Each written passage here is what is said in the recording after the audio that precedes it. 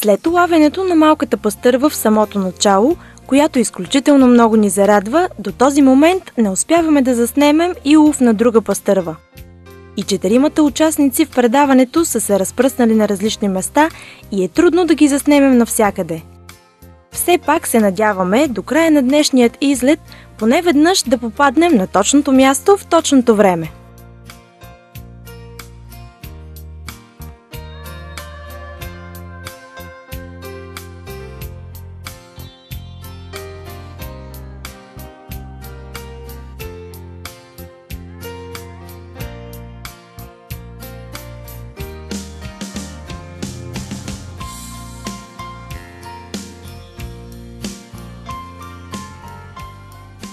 Продължава нашето обикаляне и с весело настроение се отправяме към други места по река Златна Панега с надеждата за трофеен екземпляр.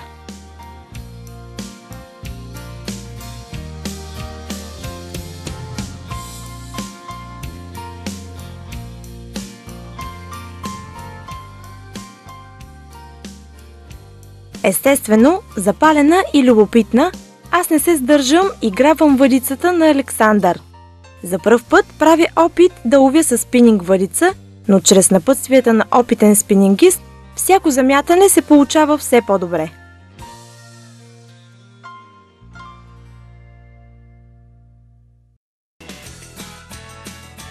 За този вид риболов наистина е нужно огромно търпение, тъй като понякога се налага да бъдат обходени поне 10 вирчета преди да последва кълване. Във всеки един момент пастървовия спинингист трябва да е максимално концентриран и да се прикрива, тъй като рискът да бъде забелязан от рибата е огромен.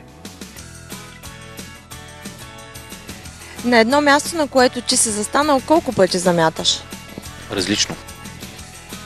Обикновено е някакъв вътрешен усет. Добре, така да ти задам въпроса, до колко пъти ще останеш на това място? Колко най-много ще заметнеш при малко? Значи най-много не мога да кажа, мога да кажа колко най-малко ще заметна. Зависи от мястото, пак казвам, но минимум 10 пъти ще пусна блесната във всички посоки или воблера.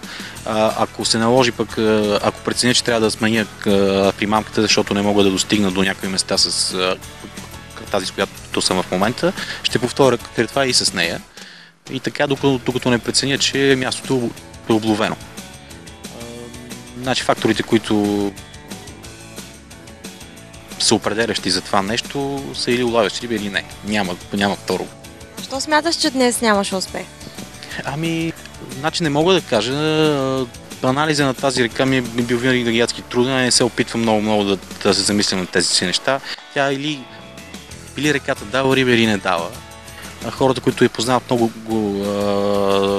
така добре, имат доста излети на нея, вероятно ще ловят риба и днес, но като цяло колегите, които там срещнахме, те нямаха много там успех, както видяхте при нас, се извадиха, освен рибата на Павката Иванов, още 2 рибки сутринта и една откачена на дам рибка имаме. Истината е, че... Тя всъщност твоята пастърва беше откачена. Истината е, че на пастъров риболов, колкото по-малко хора сме на реката, толкова по-добре. Все пак, тъй като много хора застават на едно и също място, подаваме се, мятаме различни примамки, хората са различно шумни. Само, че може би проблемът в момента е, че само събота и неделя е разрешен този риболов на пастърва. Специално нашия клуб сме малко резервирани към този закон, тъй като това за нас е пълна глупост. Дори смятаме да внесеме предложение за промяна на това нещо. Ограничаването на пастъровите риболов само събота и неделя води до много негативи за пастървата. Колкото тук повече читави риболовци на реките, толкова по-добре. Намаляват и браконьерите и така нататък. Но само събота и неделя ни ограничава и оттам, тъй като ние сега работим през седмицата и можем да ловим само събота и неделя. Много рядко някой, който му успихва щастието да дойде и да полови през седмицата, когато няма толкова хора. Цяло Панега е специфична река. Тя не е типичната пастървова река, според мен, първо. Каква друга риба има тук в река Златна Панега? Че доколкото знам, аз лично съм улавил кефал, но доколкото знам, тук има, освен на балканска пастърва, американска пастърва, сивен, пазакефала казах, в долното там течение бял мрян там навлиза. Има чоч, така нареченият чоч или главоч, който е риба застрашена от изчезване, но и в червената книга даже. Но големите риби казват много хора, че се хранят точно с тях. За друга риба не мога да твърдя конкретно, тъй като аз лично нямам информация. Реката е пълна с парскач също, така наречения, който е любим хапка на пастървата. Друг гост в предаването е Павел Иванов, също от клуб Стари Витри. Защо избрахме днес за пастървовия риболов да сме на река Златна Панега? Панега е една от малкото карстови пастървови реки, които по това време на годината биха гарантирали някакъв улов.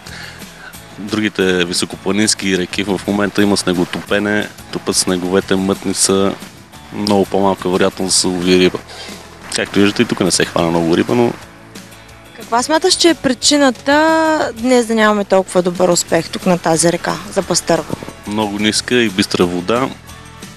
Има усилено присъствие, както се вижда от други рибари, които системно тормозят малката риба, маломерната и си я прибират. Те затова не остана риба в тази река, не само в тази, в много други от пастървите реки. А миналите години е имало повече? В предишни години много повече риба държеше тази река и не само тази. Но се надявам за бъдеще да се позатегнат малко законите и да почнат малко повече проверки по пастървите реки и да се проверява и улова, не само как се лови, а и самия улов, какво се прибира. И днешният ни риболов приключи, въпреки че нямахме добри успехи, ние се прекарахме чудесно, емоциите бяха страхотни. Пожелаваме на вас наслука и гледайте само Hobby TV!